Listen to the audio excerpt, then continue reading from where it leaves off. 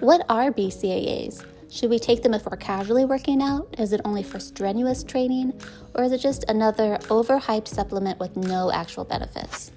Hey, my name's Sam. I'm a physical therapist with a clinical doctorate in physical therapy and over a decade of clinical practice. I'm here to cut through all the noise around our bodies, health, and wellness. If you want actual science-based facts, stick around. In this video, I'm going to explain what BCAAs are, the real science behind them, how they might be helpful, and when it's a total waste of your money. Okay, let's jump in. BCAA stands for branched chain amino acids, specifically leucine, isoleucine, and valine. These three are part of a group that's classified as essential amino acids. Essential meaning our bodies can't make them. There's 9 of these in total, and you have to obtain them through diet or supplementation.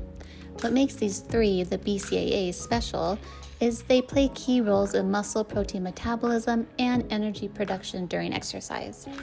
For example, leucine is a potent activator of the process responsible for building and repairing muscle tissue. I mean, it's pretty cool.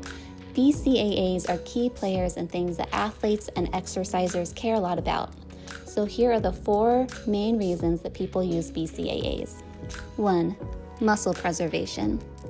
During fasted training, or if you're just in a general calorie reduction, or if you're doing endurance exercises over 60 or 90 minutes, or just really strenuous training, BCAAs can help reduce the muscle that you have on your body from breaking down. So BCAAs help you keep the muscle mass that you already have. Now this is really important because when our bodies need calories, we will break down our own muscle to use it as a fuel source. So BCAAs help protect against that. 2. Reducing muscle soreness.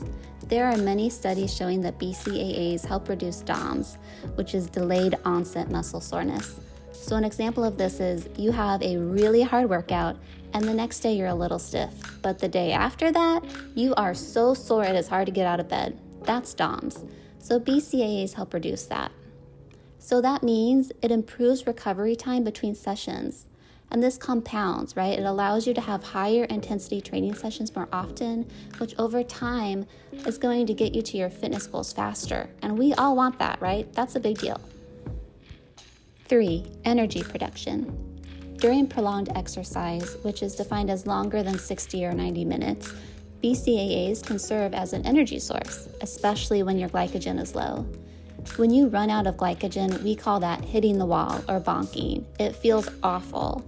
BCAAs can help give you a little bit more energy and thus gives you a little bit more time before you hit that wall. And if you're an endurance athlete, this gives you an advantage. And 4. Reducing mental and physical fatigue. This is really interesting. It's also a very long process, and I won't go into it in full right now.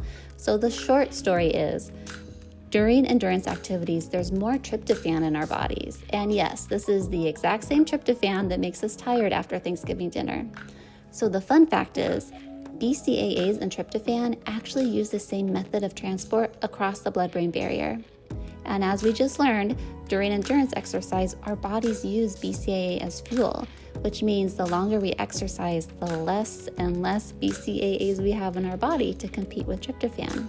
The result is it being a lot easier for tryptophan to cross from our bloodstream to our brain, where it signals for us to be lethargic and tired because it doesn't have to compete with BCAAs to get there. So, if you continue to have BCAAs in your body because you're taking them throughout your workout, tryptophan continues to have to share that transport method, which means it's not getting to your brain as quickly. In that way, BCAAs contribute to mental and physical sharpness, specifically during long duration and or high intensity exercise. So as you can see, there is a variety of different reasons that a variety of different athletes or exercisers would use BCAAs. So some examples: a combat sport athlete during weight cuts, endurance athletes during long distance events or training sessions, bodybuilders during a cutting phase, CrossFitters during high volume, high intensity training days. The list goes on and on.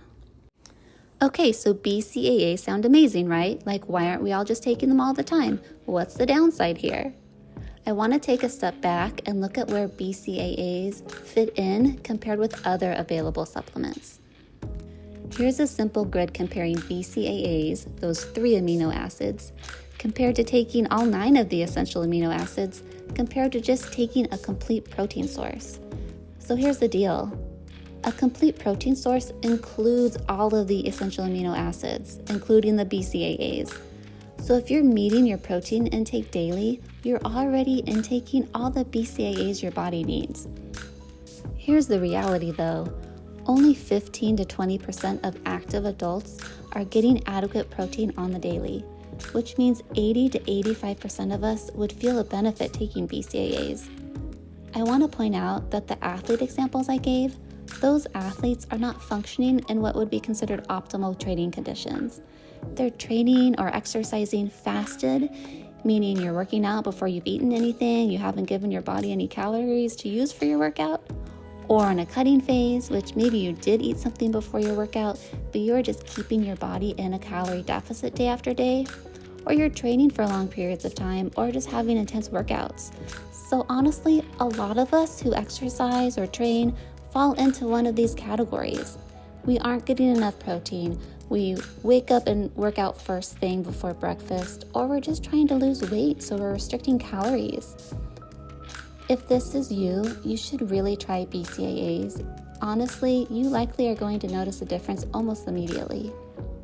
I also want to point out that out of the 4 benefits we just discussed, muscle building wasn't one of them, right? They were muscle preservation, reducing muscle soreness, energy production, and reducing fatigue and increasing mental sharpness. Okay, so if you fall into one of these categories and you would like one of these benefits, when should you take BCAAs? Take BCAAs before you start training if you know that you're going to train in a fasted state or if you're keeping your body in a calorie deficit, right? Because it's going to give you some extra energy and help you maintain your muscle mass. Take BCAAs during training or during the exercise if the session is going to exceed 60 or 90 minutes or if it's just going to be really demanding. Don't wait until you get to the 60 or 90 minute mark. If you know it's going to be that long, you need to start taking them at the beginning and just keep sipping on them throughout your workout. After training or exercise, honestly, just eat a complete protein source. You can take BCAAs if you're worried about how sore you're going to be, but a complete protein source is really what you need to build and repair muscle after your training. How do you take BCAAs and how much should you take? They typically come in a powder that you put in a liquid and drink. They come in a bunch of different flavors and you can get them in a variety of different places, including your grocery store and Amazon. The common dosage strategy is 5 to 10 grams per day. This is what the vast majority of us need. Some athletes may go up to 20 grams a day, especially during calorie restricted phases or like high intensity double training sessions. If you want to get more official about it, I have a grid here on the screen, so you can take what you need depending on your body weight and the type of exercise you're doing. Take a screenshot so you have this information when you need it. Our bodies don't store BCAAs, so we take what we need and we excrete the rest. You would have to take an egregious amount to truly overdo it, and that's a good thing. It means for the majority of us, there's a lot of wiggle room. If you take a little bit more than you need, you're not harming yourself. You are being wasteful though, because your body just pees out the extra. Now, if you were to take a chronic mega dose, we're talking 50 to 100 grams per day, every day for weeks on end, which just don't do this. No one needs more than 20 grams per day, if you even need it at all. But taking an egregious amount for a long period of time, at some point, that's going to cause so much stress on your kidneys and liver, which are the organs responsible for breaking down the BCAAs and excreting them, that you'll damage those organs. So, just don't do that to yourself. The caveat here is if you already have kidney or liver issues to any degree. If so, it's really important that you talk to your doctor before starting any type of amino acid or protein supplement, or really any kind of supplement at all. Let's start wrapping this up by going over the 2 most common misperceptions. More is not better. The benefits plateau, right? Because once your body takes what it needs, it excretes the rest. So taking more than what you need is a total waste. And 2, BCAAs do not replace eating protein. Don't neglect your total protein intake. Don't take BCAAs and then start thinking like, well, there's some of the amino acids, and amino acids are what make up protein, and so in some sort of way it's kind of helping get into your protein goal. Like, no, that is incorrect thinking. No supplement will compensate for inadequate dietary protein. To sum it up, BCAAs aren't magic, but they are a really useful tool when applied with the right goal in mind. And as you can tell, not everyone benefits from taking them. If you're just couching it, you don't need to take these. But if you exercise or train, you likely will notice a difference in at least one of the 4 major benefits. And there's very little risk in taking them, so it's worth a try.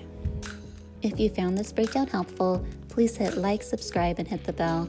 Drop a comment below about what you want me to dive into next, anything about diet, fitness, or wellness. It's your PT bestie Sam signing off. I'll see you in the next video. Quick disclaimer. The information provided in this video is for educational and informational purposes only. It's not intended as medical advice. I am a board-certified physical therapist. I do have my doctorate in physical therapy, but I'm not your medical provider. Please always consult with your qualified healthcare professional before making any changes to your nutrition, supplementation, or training program.